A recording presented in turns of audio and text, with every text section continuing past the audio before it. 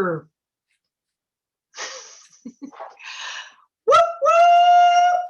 That's the sound of us coming in live to Facebook. Now, folks, you didn't see the technical difficulties I just experienced.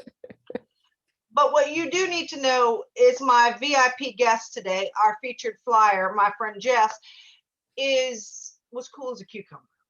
This is a woman who clearly has her zen on, and she's just dealt with a lot of stuff, and she is just cut from the tough cloth. So I am thrilled, jacked up, excited, whatever adjective you can think of, to bring to the table, to the See Her Soar community, my longtime friend, writer, executive, speaker, CEO, change agent, thought leader, all the amazing things, my girl, Jess G. Williams.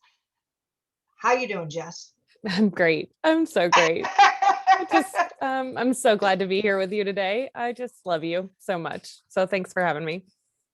So much love in the space as we lead up to Valentine's and Galentine's. I have so much that I want to talk to you about, but I want to power through it because time is sacred. And I'm sure there are people who are trying to eat some lunch and get some inspiration. And I know you're the one to give it. In a nutshell, you spend your days trying to make the world better. Can you tell us how and why you do that? Yeah, so the short explanation is I'm a women's leadership expert and a culture strategist. What that looks like in my day-to-day life is I work with women to shatter glass ceilings. I elevate their voices. I share their stories with the world. But I also help companies stop sucking at being places for women to work. If I'm being totally honest with you, a lot of organizations don't even realize how bad their cultures are and how toxic they are for women. And so I advise companies on how to make more equitable and inclusive cultures. Yeah, that's important. And if you're going to have Jess's contact information, please use it. Like, don't be the last one to the party to create a culture that is successful. And quite frankly, the first question and the first research I do whenever I'm recruited to either consult for a company, either short or long term, or take on a full-time position is I need to know about your culture, because no amount of money eradicates an unhealthy culture. But you spoke in your interview, which is on seehersoar.com, that I will also share. You spoke very openly and with a lot of vulnerability, which I admire, about some of the challenges. So this is personal to you. Can you speak to that for a bit?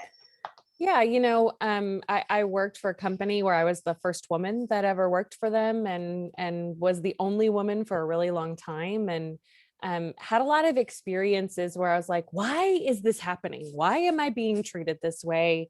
And it wasn't until I read Lean In where I was like, oh, it's because I'm a girl. And I remember after I read Lean In, I bought the book for like everybody I worked with. And I was like, read this. This is my life. Because I felt so alone, and I didn't understand why I was having the experiences I was having and facing the barriers I was facing until someone said, it's because you're a girl.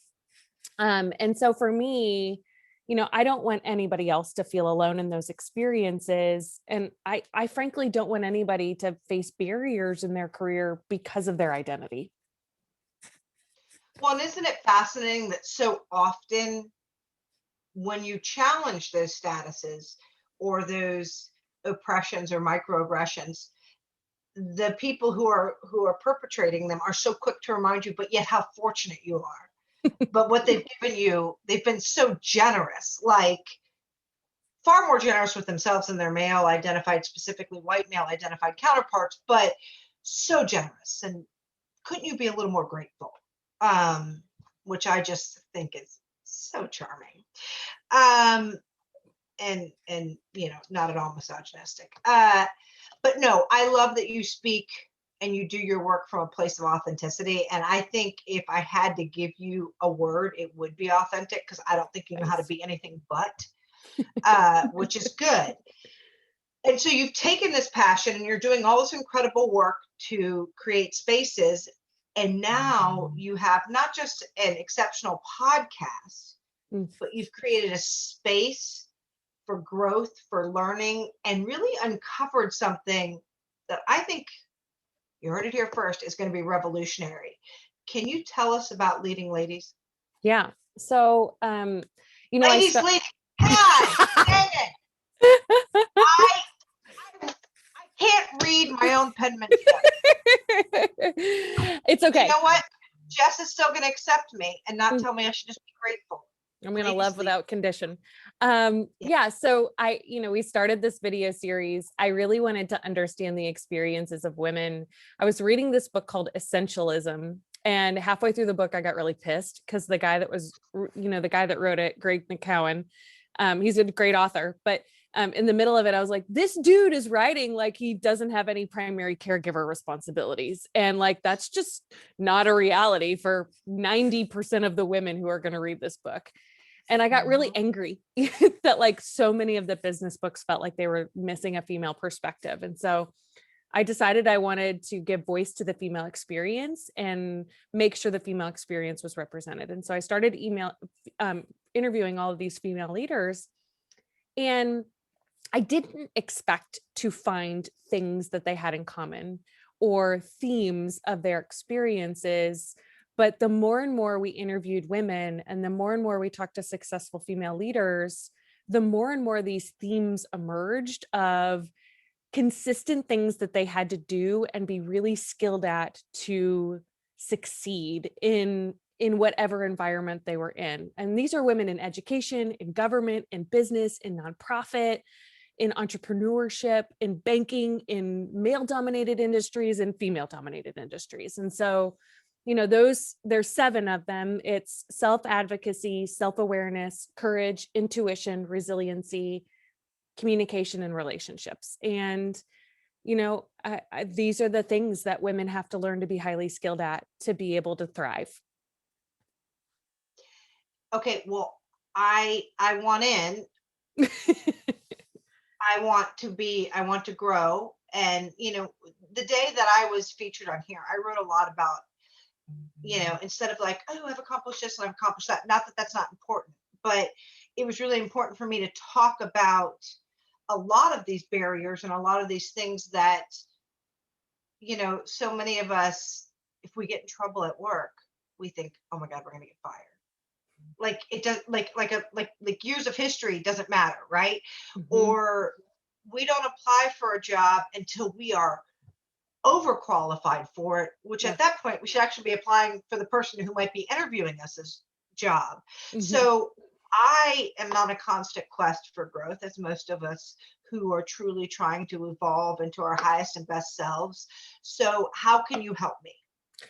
Yeah, we just launched this course. It's called the Ladies Leading Masterclass. It's an 8-month virtual course, and we'll meet twice a month where we'll dig into each of these competencies. And so it's a way for women to learn about the competencies, but then also we have exercises and homework and activities that will give them opportunities to strengthen those competencies. But let me just time out and say, when it comes to self-advocacy, Becca, you are probably one of the best at it I've ever met. And you always inspire me with your ability to advocate for yourself. And that's not just touting your expertise or your experience or your accomplishments, but speaking up for what you want, setting boundaries, going after what you need, asking for help. Like, you're probably one of the best in the whole world at it. So I just want to say that out loud.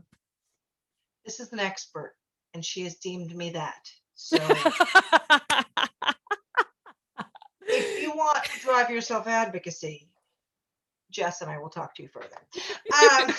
We're here to help. Yes, because we are all about lifting the sisters up.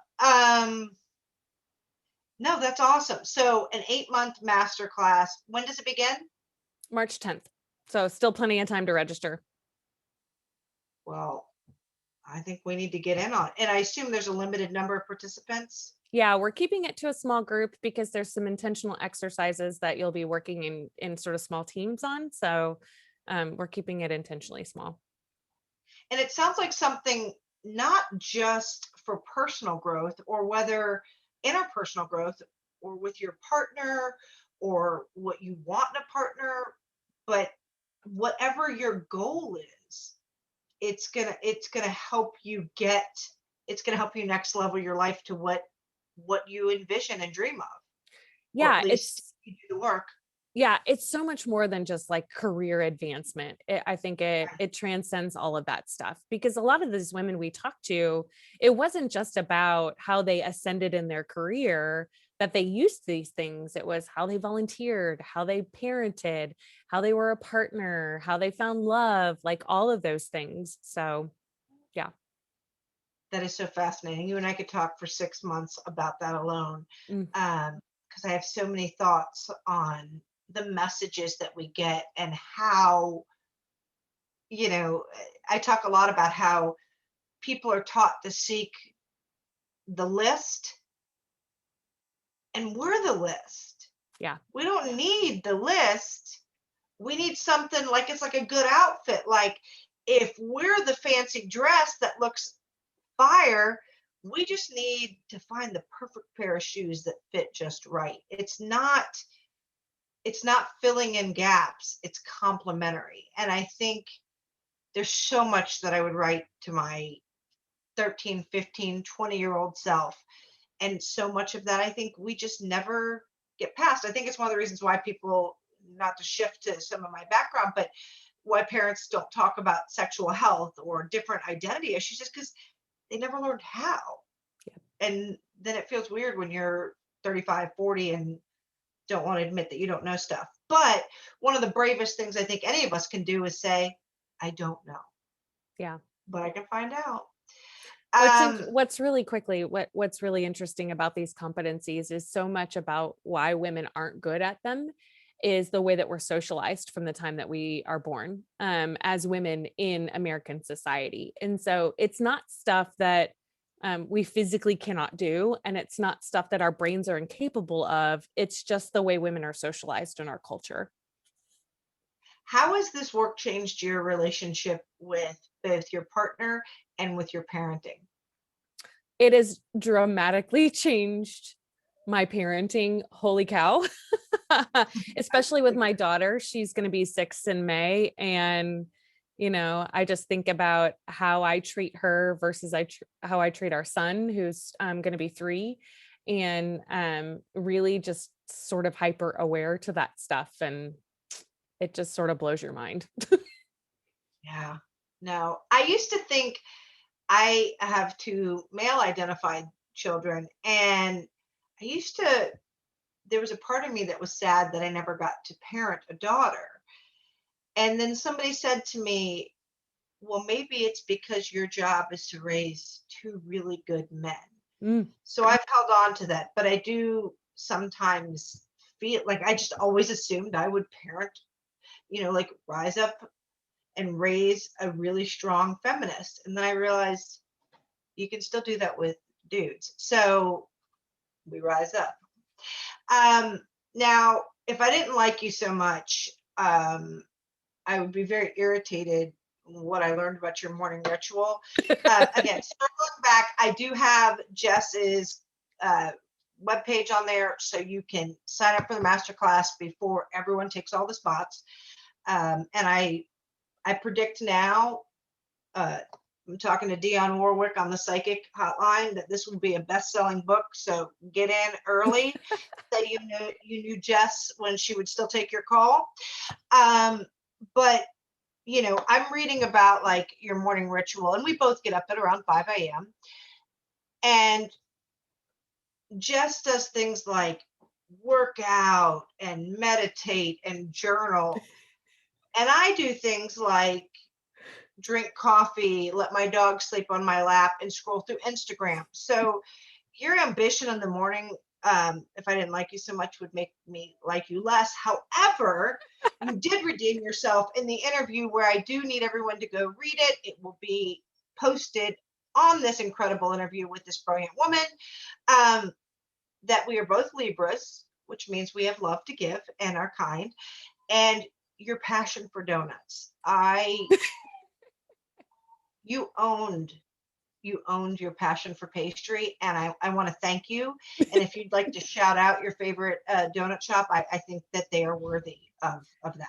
I mean, shout out to Jack's Donuts in Indiana. They're a little local chain. My daughter calls them the Purple Donut Shop because their sign is purple, not to be confused with Dunkin' Donuts, who's the pink donut shop. So they have this really amazing donut that is like a cinnamon roll, but also a tiger tail, but also all the things you would love about a donut in one thing. So shout out to Jack's. Jax. Mm-hmm. And I'm desperate to travel. So God willing, when that happens again, you and I shall meet at Jack's.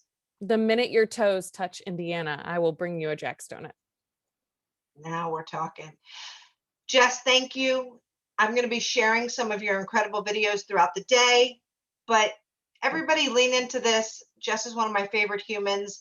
I call on her wisdom a lot, and I would get in her masterclass so you can get a piece of that too. Thank you guys so much. Let's help keep women reaching new heights, because together we're simply stronger and the table is never big enough. Mm. All right. We'll see you soon. Bye. Bye. Okay. Stop.